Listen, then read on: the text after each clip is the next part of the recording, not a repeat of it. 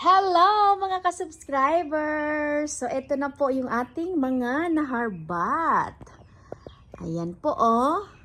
Ang dami ditong sleep mask. Sobra pong dami niyan. Hindi ko po alam kung ilang peraso. Yan po. Tapos naisip ko, dahil yung mga anak ko meron silang birthday party, siguro po gawin ko na rin itong giveaway para sa kanilang mga classmate. Babae. Kasi hindi ko alam kung sa lalaki kung gagamit din sila ng ganito eh. But yun nga po ang naisip ko, gagawin ko na lang po itong giveaway sa mga kaklase ng aking mga anak. At kung meron na pong matitira, yun po yung ibibigay ko sa inyo. Ayan.